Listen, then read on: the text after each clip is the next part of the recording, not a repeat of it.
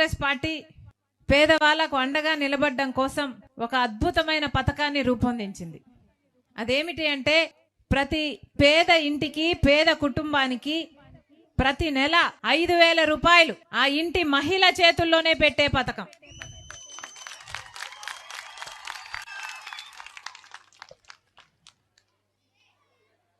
ప్రతి నెల 5,000 రూపాయలు అంటే సంవత్సరానికి 60,000 రూపాయలు.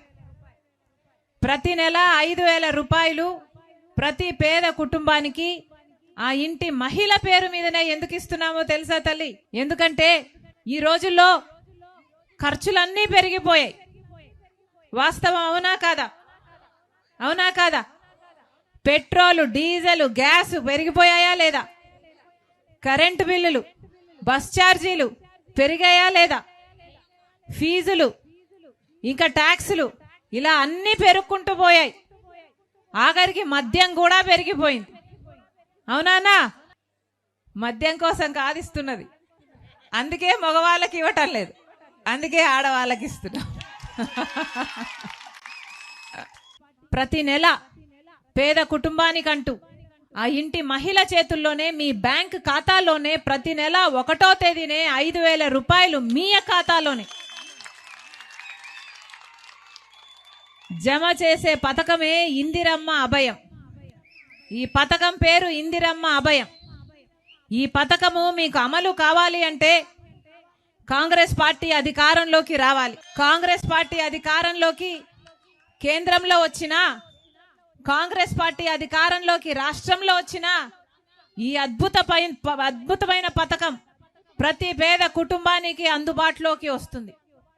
కాబట్టి మీ అందరూ ఆశీర్వదించండి, కాంగ్రెస్ పార్టీని అధికారంలోకి తీసుకురావాలి. ఎందుకంటే ఈరోజు కాంగ్రెస్ పార్టీ మాత్రమే ఈరోజు మన రాష్ట్రంలో చిత్తశుద్ధితో నిలబడిన ఏకైక పార్టీ కాంగ్రెస్ పార్టీ. ఇప్పుడు ఓట్ల సమయం, ఎన్నికలు వస్తున్నాయి తల్లి, ఎన్నికలు వస్తున్నాయి, తెలుసు కదా? ఎన్నికలు వస్తున్నాయి. ఇప్పుడు ఓటు అనేది మీ చేతుల్లో ఉన్న ఆయుధం. ఓటు అనేది మీ చేతుల్లో ఉన్న ఏకైక ఆయుధం, మీ జీవితాలను మార్చే ఆయుధం. 5 సంవత్సరాలకు ఒక్కసారి మాత్రమే ఈ ఆయుధం మీ చేతుల్లోకి వస్తుంది. కాబట్టి ఓటు వేసేటప్పుడు ఆలోచించి ఓటు వేయండి. అన్ని పార్టీలు వస్తాయమ్మా, చంద్రబాబు గారు వస్తారు, జగనన్న గారు వస్తారు, వైసీపీ, టీడీపీ అంత పెద్ద పెద్ద మూటలు పట్టుకొని వస్తారు, డబ్బులు ఇస్తారు. ఏమ్మా ఇస్తారా? తీసుకోండి. ఎవరు డబ్బులు ఇచ్చినా తీసుకోండి, ఎంత డబ్బులు ఇచ్చినా తీసుకోండి, మీ డబ్బులే. మీ పేరు చెప్పుకొని మాఫియాలు చేసి, liquor mafia, sand mafia, mining మాఫియాలు చేసి సంపాదించిన డబ్బులే, మీ డబ్బులే. ఏ మోమాట పడకుండా తీసుకోండి. కానీ ఓటు ఎవరికి వేయాలి అని మాత్రం మీరు ఆలోచించి ఓటు వేయండి. మళ్ళీ తెలుగుదేశం పార్టీకి ఓటేసినా బీజేపీ పార్టీకి ఓటేసినట్టే.